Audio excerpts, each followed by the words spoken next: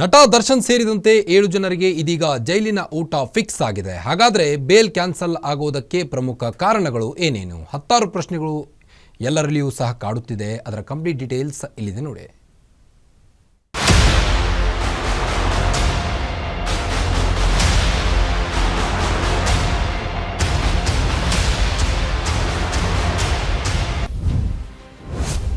ಯಾರು ಎಷ್ಟೇ ದೊಡ್ಡವರಾಗಿದ್ರೂ ಕಾನೂನು ಒಂದೇ.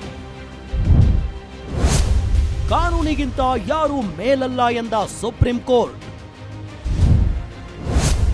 ನಟ ದರ್ಶನ್ಗೆ ಚಾಟಿ ಬೀಸಿದ ಸುಪ್ರೀಂ ಕೋರ್ಟ್.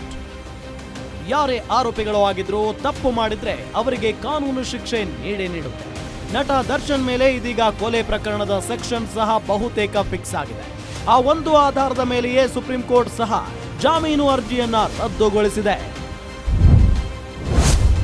ವೈದ್ಯಕೀಯ ಕಾರಣ ನೀಡಿ ಹೈಕೋರ್ಟ್ಗೆ ದರ್ಶನ್ ಅರ್ಜಿ. ಹೈಕೋರ್ಟ್ ಸಹ ಮೆಡಿಕಲ್ ಗ್ರೌಂಡ್ಸ್ ಮೇಲೆ ಬೇಲ್ ನೀಡಿತ್ತು. ಆದ್ರೆ ಇಲ್ಲಿಯವರೆಗೂ ದರ್ಶನ್ ಆಪರೇಷನ್ ಮಾಡಿಸಿಕೊಂಡಿಲ್ಲ. ಜೈಲಿನಲ್ಲಿ ಸಿಗರೇಟ್ ಸೇದಿದ್ದ ವಿಚಾರ ಸುಪ್ರೀಂಗೂ ತಿಳಿಸಲಾಗಿತ್ತು. ಸರ್ಕಾರಿ ಪರ ವಕೀಲರ ಪ್ರಬಲ ವಾದದಿಂದ ಬೇಲ್ ರದ್ದು. ಹೈಕೋರ್ಟ್ಗೆ ಅರ್ಜಿ ಸಲ್ಲಿಸುವ ಕಾರಣ ಎನ್ನಲಾಗಿದೆ.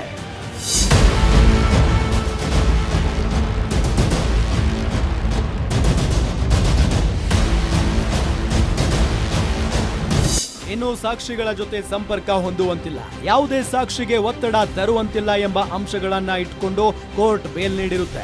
ಆದ್ರೆ ನಟ ದರ್ಶನ್ ಕೆಲ ತಿಂಗಳ ಹಿಂದೆ ನಟ ಚಿಕ್ಕಣ್ಣನ ಜೊತೆಗೆ ಕಾಣಿಸಿಕೊಂಡಿದ್ರು. ನಟ ಚಿಕ್ಕಣ್ಣ ಸಹ ಈ ಒಂದು ಕೊಲೆ ಕೇಸ್ನಲ್ಲಿ ಓರ್ವ ಸಾಕ್ಷಿದಾರನಾಗಿದ್ದು, ಹೀಗಾಗಿ ಅವರನ್ನ ಭೇಟಿ ಮಾಡಿದ್ದು ಸಹ ಒಂದು ರೀತಿಯಲ್ಲಿ ಸಾಕ್ಷಿಯ ಮೇಲೆ ಪ್ರಭಾವ ಬೀರಿದಂತೆ. ಹೀಗಾಗಿ ಈ ಒಂದು ವಿಚಾರಗಳನ್ನ ಇದೀಗ ಸುಪ್ರೀಂ ಕೋರ್ಟ್ ಗಮನದಲ್ಲಿ ಇಟ್ಟುಕೊಂಡು ಜಾಮೀನನ್ನ ರದ್ದುಗೊಳಿಸಿದೆ. ಹೀಗಾಗಿ ನಟ ದರ್ಶನ್ ನಿಂದಾಗಿ ಬಹುತೇಕ ಎಲ್ಲ ಆರೋಪಿಗಳಿಗೂ ಸಹ ನೇರವಾಗಿ ತೊಂದರೆ ಉಂಟಾಗಿಲ್ಲ. ಆದ್ರೆ ಇಲ್ಲಿ ಪರೋಕ್ಷವಾಗಿ ಎಲ್ಲರಿಗೂ ಸಹ ತೊಂದರೆಯಾಗಿರೋದಂತೂ ಸತ್ಯ ಎನ್ನಲಾಗುತ್ತಿದೆ.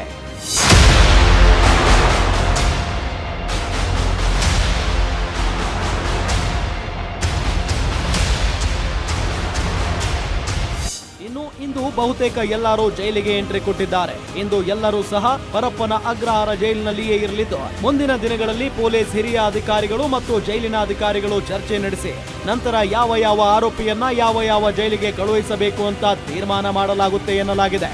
ಒಟ್ಟಿನಲ್ಲಿ ರೇಣುಕಾಸ್ವಾಮಿ ಎಂಬ ಹೆಸರು ಇದೀಗ ಡಿ ಗ್ಯಾಂಗ್ಗೆ ಭಯಪಡಿಸುತ್ತಿರುವುದು ಮಾತ್ರ ಸತ್ಯ.